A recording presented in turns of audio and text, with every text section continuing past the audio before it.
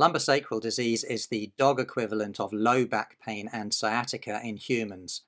Just as back problems often run in human families, certain dog breeds are predisposed to spinal disc degeneration.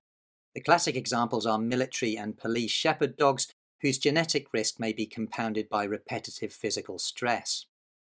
In both humans and dogs, degenerated discs can change shape and compress adjacent nerves, causing intermittent or persistent pain, what some people call a trapped nerve. Around 90% of affected dogs become reluctant to jump, show stiffness or pain when rising, and/or struggle with stairs. Many affected dogs seem normal most of the time, but briefly flex or unload a hind leg after jumping.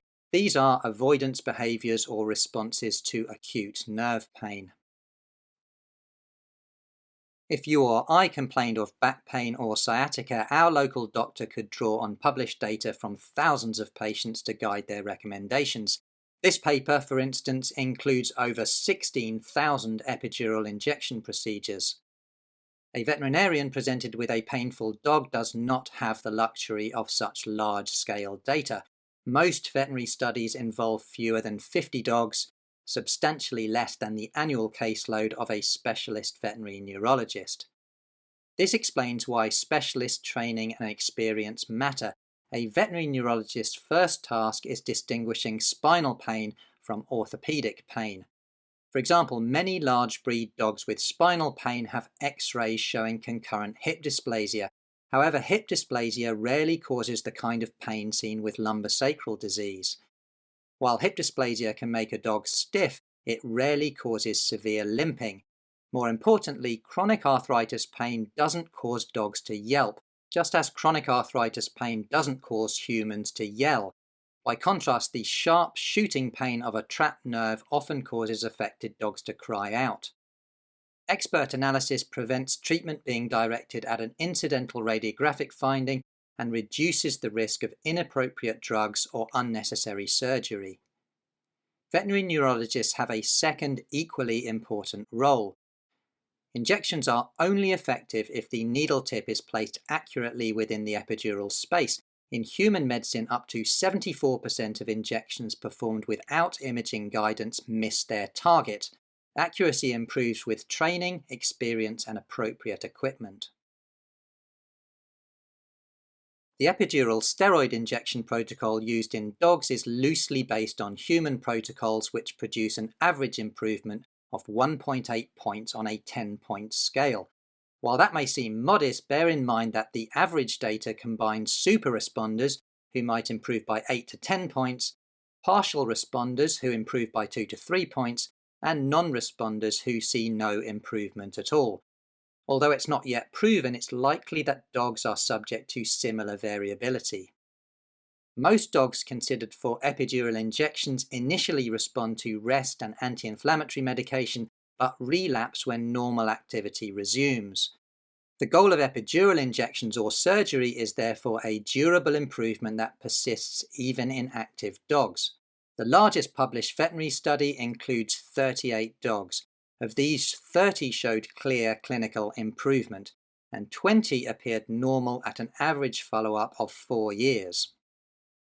Most veterinary neurologists inject methylprednisolone, a long-acting corticosteroid which produces a sustained anti-inflammatory effect. Even so, the effect of a single injection typically wanes within 1 to 2 weeks.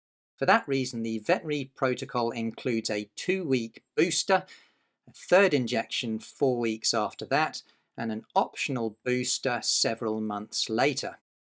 This stacking protocol increases the likelihood that the anti-inflammatory effect will stay above the threshold needed to permanently disrupt the cycle of activity-associated pain. To date, published veterinary studies have been too small to identify the rare but potentially serious adverse events reported in human healthcare. However, non-serious events are common, affecting half of treated dogs.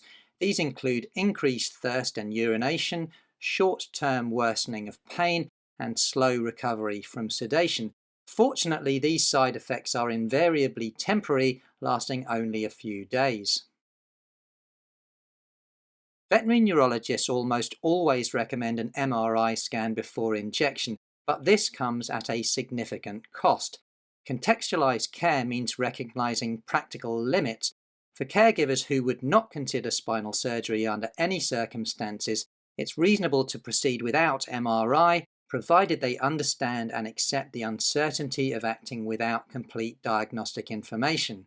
With or without MRI, an experienced neurologist fulfills three vital roles: interpreting test results in the context of a dog's clinical signs, recommending surgery when the benefits are judged to outweigh the risks, and explaining the consequences of delaying intervention. This is important because dogs with severe untreated nerve compression are significantly more likely to have ongoing clinical signs even after surgery. Notwithstanding the expense of an MRI scan, the upfront cost of 3 or 4 epidural injections might seem high, but the expense of proceeding must be weighed against the cost of declining treatment.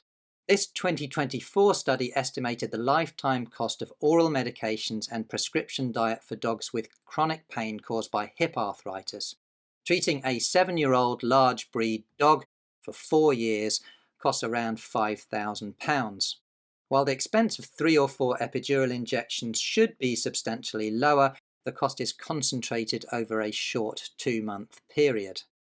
In an ideal world, we'd compare the success rates of long-term rest and painkillers, epidural injections and surgery using robust published data.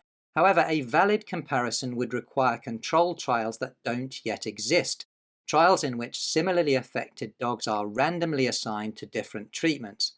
In reality, caregivers rarely choose surgery without first trying a more conservative option, so whilst personally reviewing published data is a great idea, accurately interpreting that data requires context.